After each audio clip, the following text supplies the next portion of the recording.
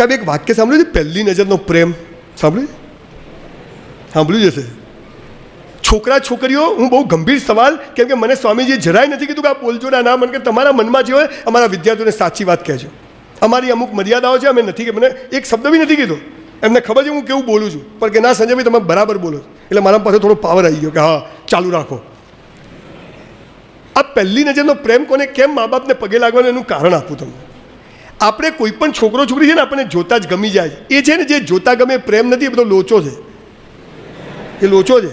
પણ પ્રેમ કોને કહેવાય પહેલી નજરનો? હું તમને કહું, આપણે જ્યારે માના પેટમાં હોઈએ ને, માને ખબર નથી છોકરો છે કે છોકરી છે, ડાયો છે કે ગોળો છે, ધોળો છે કે કારો છે, બેરો છે કે બોબડો છે, અને આપણું મોઢું જોયા વગર આપણી માં આપણા જન્મ પહેલાં લંગોટ બાળોતે અને ગોદડીઓ બનાવીને રાખે ને, એને પહેલી નજરનો પ્રેમ કહેવાય છે. This is first site of લવ. આ છે.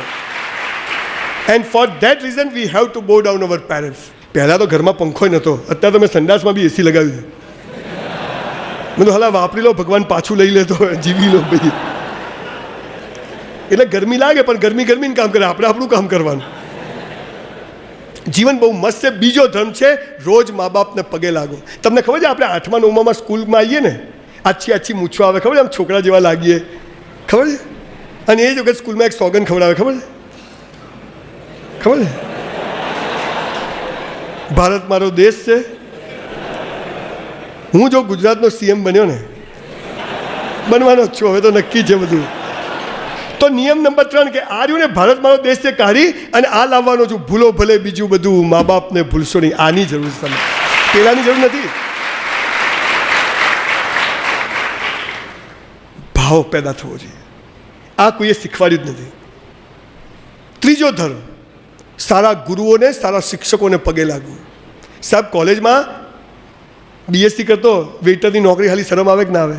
તો એક દોસ્તાને કીધું સારું ટેન્શન થઈ ગયું, મને કે સિગરેટ પીવો ટેન્શન દૂર. તો મેં તો ચાલુ કરી. તો હું સિગરેટ હજી તો પીતો હતો ને, અમારા એક પ્રોફેસર ત્યાંથી નીકળ્યા, મારી બાજુમાં પેલો કહેલો સાહેબ આવ્યા. મેં તો આયા તો આયા, સિગરેટ થોડી ફેંકી દેવાય.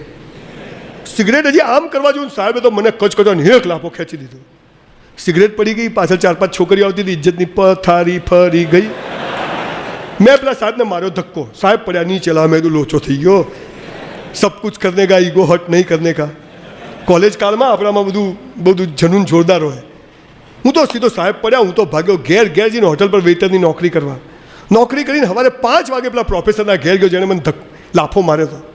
મેં હાલું ગમે તે થાય, માસ્તરે આપણા હારા માટે માર્યો અને આપણે ખોટું કર્યું. ગયા બારણું ખખડાયું, વ્યાયામ શાળામાં ગયો, કચરા પોતું કર્યું. હું એક વ્યાયામ શાળામાં કચરા પોતું કરતો, કે કસરત કરવાનો શોખ, પણ પૈસા નહીં, એટલે કચરા પોતું કર, કસરત મફત. અત્યારે તો મારા 2 જીમ ચાલે છે, અને મારા 2 જીમમાં કેવો નિયમ છે, તમે રેગ્યુલર આવો ને તો ફી નહીં ભરવાની. કેમ? તને તારી પડી છે તો મને તારી પડી છે, કર કસરત દોસ્ત, બનાવો. આવા છોકરાઓ તૈયાર કરો. કેટલા છોકરાઓ તૈયાર કરો. સાહેબના ઘેર ગયો, દરવાજો ખખડાવ્યો, સાહેબ બાયણું ખોલ્યું. મને કે શું છે? મેં તો સાહેબ સોરી, કાલ મેં તમને ધક્કો માર્યો. મને કે હારા ઘરનો છોકરો સુધરી જાય, પણ મેં તો છોકરીઓને દેખતે લાફો ના મારવો જોઈએ ને સાહેબ. હા તું છે જ આવો, ઢેકણું પૂછડું, એટલી કેસેટ એ માસ્તરે વગાડી. હું હાલું વિચારું કે સિગરેટ હું પીવું અને તકલીફ આ શિક્ષકને. સિગરેટ છૂટી ગઈ. બોલો આવા ગુરુઓને પગે લાગવું જોઈએ કે નહીં?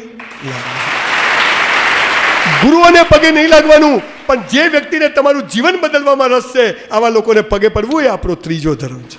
આ આપણો ધર્મ. જો એમના શબ્દોથી, એ ગુરુ છે માટે નહીં, એ આ સત્તા પર છે માટે નહીં, પણ એમના શબ્દો, આજે એમના 2-3 શબ્દો મારામાં જોરદાર કરંટ. અને આ પહેલી જગ્યા છે જ્યાં મેં એમ કીધું મારે 2-3 દિવસ રહેવા આવવું છે સાહેબ. તમે એવા લોકોના હાથમાં છો. બાકી બધી વાતો ચાલે. જેને પગે પડવાનું મન થાય એને ગુરુ કહેવાય. આવા લોકોને શોધીને પગે પડવું, એમની બધી શક્તિઓ આપણામાં ટ્રાન્સફર. ખાલી નહીં બધા પડે એટલે આપણે એવું નહીં કરવાનું, ગાડીને પ્રવાહ નહીં, આપણે થવું જોઈએ મારે પગે પડવું. અને પગે પડવું એટલે ખાલી આમ નહીં, બિલકુલ. આ આપણો ધર્મ છે. ચોથો ધર્મ, આ બોડી કોનું? આપણું બાજુવાળાનું, આપણું. આના પ્રત્યેનો ધર્મ શું? ખાઈને પાડા જેવા થવાનું. પહેલાં હાલો આમ ફાટે ને પછી આમ ફાટે. સંજયભાઈ, મારા જીમમાં બધા આવે, સંજયભાઈ વજન ઉતારવું છે. મેં તું મિસ્ત્રીભાઈજીને ધંધો મરાવ, બીજું કોઈ થાય નહીં. સાહેબ 20 વર્ષથી 2 રોટલી ખાઉં છું, ખાલી 2 રોટલી, ત્રીજી રોટલી નથી લીધી. અને આ સ્વામીજીઓની ખબર નહીં, કુદરતી એક જ વાટકામાં બધું ભેગું કરીને ખાઉં છું. કોઈ દાળ બધું જુદું, મીઠાઈ હોય, દાળ, બધું ભેગું. સવાલ શું છે? એના પાછળનો ભેદ સમજવાની જરૂર છે કે આવું કેમ કરવાનું છે. મારી જીભના સ્વાદ પર મારો કંટ્રોલ છે. મને કોઈ સ્વાદ લુભાઈ શકે નહીં. હું તમને નથી કહેતો ખાતા, એ તો જુઓ, ભગવાનને મેળવવા કશું છોડવાનું નથી, પણ ભગવાન મળી જાય ને એટલે બધું છૂટવા માંડે. બોસ, આ વાત સમજી જવાની. કશું છોડવાનું નથી, એ તો છૂટવા માંડે. ચોથો ધર્મ છે રોજ કસરત કરો. સાહેબ, your body must be in good shape. આમ દોડા કૂદો, બેઠક મારો, દંડ કરો, આસનો કરો. બાબા રામદેવ કરે બધું હું કરું છું, મારું હાલા બતાવતા નહીં. કસરત કરો સાહેબ. Your body must be in good shape. આ જ મંદિર જેટલી આની ચોખ્ખાઈ રાખીએ છીએ એટલી જ આની રાખવાની. Your body must be in good shape. બોલો.